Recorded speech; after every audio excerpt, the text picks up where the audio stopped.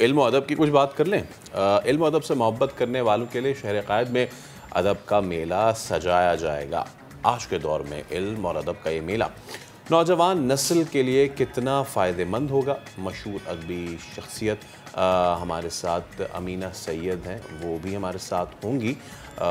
लेकिन इस वक्त जो हम देख रहे हैं कि कराची में बहुत होता है ना, हम कवर भी करते हैं। लेकिन इससे फैसल आपने अभी तक कोई एक फ़ायदा आपने देखा हो कि बिल्कुल बिल्कुल। अच्छा, तो जितने लोग हमें देख रहे हैं भाई ज़रूर ज्वाइन ज़रूर करें। इन फेस्टिवल्स में ना सिर्फ ये कि आम जो लोग हैं उनका एक्सपोजर बढ़ता है, लोगों के साथ उनका एक्सपोजर बनता है, जो बड़े बड़े शुरा हैं, जो बड़े बड़े अदीब हैं, जो ड्रामा नवीस हैं, ठीक है ना, उनसे जो है उनकी मुलाकात होती है। वहीं पे जो जो किताबें वहाँ पे होती हैं, बुक फेयर्स भी वहाँ पे लगते हैं।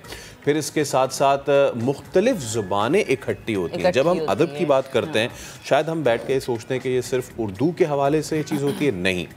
इसमें ख़ास तौर पे पिछले साल तो जो हुआ उसमें ब्रुशुस की ज़बान भी, जो कि वाखानी ज़बान है, वाकई कॉरिडोर की है, उस पर भी हो रहा है, तो हमारी ब्राहवी ज़बान पे भी हो रहा है। क्या ही बात है। तो मशहूर अदबी शख्सियत अमीना सैयद साहब हमारे साथ मौजूद हैं। अस्सलाम वालेकुम मैम। वालेकुम सबसे पहले बहुत शुक्रिया आपके वक्त का, आप तशरीफ़ लाई। एक बार फिर कराची में अदबी मेला सजने को जा रहा है, तो क्या कुछ होने जा रहा है इस बार, ज़रा बताइए। जी, इस दफ़ा जो हमारा जो थीम है वो है माहौलियात। और चूँकि आजकल आपको पता है कि ये कितना इसका बड़ा इतना यहाँ इशू हो गया है। जी हाँ।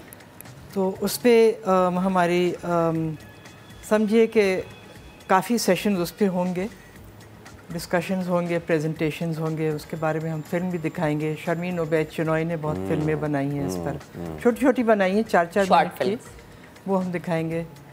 और तारिक अलेक्जेंडर कैसर बात करेंगे मैंग्रोव्स के बारे में। मैं अभी देख ही रहा था उनका फेसबुक पे। यस। और शरी रहमान जो वज़ीर बराए माहौलियात, वज़ीर हैं इसकी, तो क्लाइमेट चेंज की वो की नोट स्पीकर हैं। उसके अलावा हमारे अदबी एक हम वो इस दफ़ा हम आर्ट का भी हमने एक सेशन शुरू किया है। फौजिया मिनल्ला आ रही हैं इस्लामाबाद से, उन्होंने 100 फुट का एक आर्ट इंस्टॉलेशन एक बनाई है जो पूरे वेस्ट मटेरियल की बनी है, रिसाइकिल्ड वेस्ट मटेरियल। और वो फिर हमने बच्चों का भी बहुत उसमें और नौजवानों को बहुत इन्वॉल्व किया है। उनको हम बुला रहे हैं, उनको बताएंगे कि किस तरह वो आर्ट बना सकते हैं वेस्ट मटेरियल्स का इस्तेमाल करके। सही। और अदबी के तो बहुत हमारे सेशंस होंगे। ज़हरा निगाह साहिबा, आरफा सैयदा ज़हरा आ रही हैं, इफ्तिखार आरिफ, किशोर नाहिद, तनवीर अंजुम, फातिमा हसन, सितारों की पूरी जी माशाल्लाह, ज़बरदस्त। क्योंकि हम चाहते हैं कि लोग आएँ, उससे बड़े अट्रैक्ट होते हैं। और एक पूरा हम टेंट बना रहे हैं बच्चों के लिए। अच्छा। और उसका मकसद ये है कि वो बच्चे जो हैं वो उनको हम चाहते हैं कि किताबों से मोहब्बत करें, किताबों की तरफ आएँ, पढ़ने का शौक़ हो। और वो इस तरह हम उनको इंगेज करेंगे कि उनको समझिए कि हम ये बताना चाहेंगे कि किताबें पढ़ के उनको बड़ा लुत्फ़ आएगा।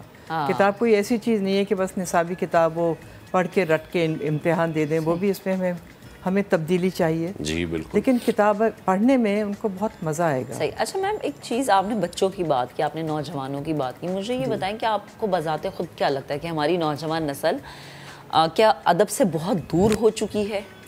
मेरे ख़्याल में दूर होने जा रही थी। अच्छा। ये इसका मुझे कोई 15 साल 20 साल से बहुत परेशानी है। इसीलिए फिर मैंने अदबी मेले शुरू किए। 2010 में मैंने पहला अदबी मेला किया था। और आज भी एक हम कर रहे हैं, पाकिस्तान लिटरेचर फेस्टिवल, वो टीचर्स के लिए कर रहे हैं। वो तो हम बेला रज़ा जमील के साथ हम करते हैं, कोई 100 हो गए पूरे पाकिस्तान में। तो इस तरह हम फिर बच्चों को वापस ला रहे हैं कि आप आएँ और हम उनको कहानियाँ सुनाते हैं। जी। फिर म्यूज़िक और थिएटर, ड्रामा, ये सब चीज़ें। लेकिन ये सब इनके जो बुनियाद है वो किताब है कि अगर हम ड्रामा करेंगे तो किताब से उसकी कहानी निकलेगी। तो इस तरह हम उनको वापस ला रहे हैं और मेरे ख्याल में बहुत कामयाबी से भर भर के बच्चे आते हैं। आप देखिएगा ये हम फ्रे हॉल में कर रहे हैं, हमारा मकसद ये है कि ये एक कराची का इवेंट है। पूरे कराची मतलब पूरे सिंध से आए, जहाँ से उनका जी चाहे, फ्री है, कोई इसका टिकट नहीं है और इतनी सेंट्रल जगह पे है फ्रे हॉल, तो आने में उनकी वो नहीं होगी। जरा मैम डेट बता दीजिएगा कि जी 26 और 27 नवंबर 10 दिन रह गए जी, इवन 10 दिन से भी कम। आज 16 है तो समझिए 10 इतवार, हफ्ता इतवार। अच्छा मैम, टाइमिंग्स भी चाहूंगी मैं बता दूं। जी सुबह 11 बजे से रात के 9 बजे तक है। अच्छा फ्रे हॉल में। मुझे मैं ये हमेशा से, जब भी हम अदब की बात करते हैं तो उसमें लोगों के जहन में पहली चीज़ किताब आती है, ठीक है ना। लेकिन अदब जो है, जिस तरह हम कहते हैं ना कि इल्म जो है वो किताब में मुक़य्यद नहीं है, उसकी मरून मिन्नत नहीं है। इसी तरीके से आप क्या समझती हैं कि आज हमारे रोज़मर्रा के रख रखाव में, बोल चाल में, ये जो भाई साहब हैं, ये जो भाई साहब हैं, इसने जितनी बिगाड़ पैदा की हुई है जी, इससे हम बहुत कुछ सीख सकते थे, लेकिन वो हमने नहीं किया। कल इनफैक्ट हम यही बात कर रहे थे कि हमारे यहाँ जो बच्चों का ख़ास तौर पे, बच्चों का इस पे कंटेंट नहीं है, कोई पोम नहीं है हमारी, अगर है तो उसको अच्छी तरीके से प्रेजेंट नहीं किया जा रहा। कितना ज़रूरी समझती है मैम कि हम इन फेस्टिवल्स में इनके साथ साथ इस पे भी काम करें, ताकि ये जो चीज़ें हो रही हैं हम इस पे डालें, हमारे आने वाले बच्चे ये देखें, ना कि फिर वो कंटेंट देखें जिस पे माँ बाप किसी और घर जाके फिर शर्मिंदगी का बाइस बने। जी हाँ, बिल्कुल सही आपने फरमाया। और इसको हमें इस्तेमाल करना चाहिए, बजाय इसके कि इसको हम कहें कि ये बहुत बुरी चीज़ है और इससे इस्तेमाल नहीं करना। इसके अगर सही तरह हम इस्तेमाल करें, वो हमें सिखाना है बच्चों को। और जैसे आपने कहा, कंटेंट डालना बहुत ज़रूरी है, और बल्कि ये हो रहा है। सबक एक यहाँ NGO है, एक ऑर्गेनाइजेशन है, वो उर्दू में, अंग्रेज़ी में बहुत कंटेंट पैदा कर रहे हैं, किताबें हैं, हर मौजू पे हैं।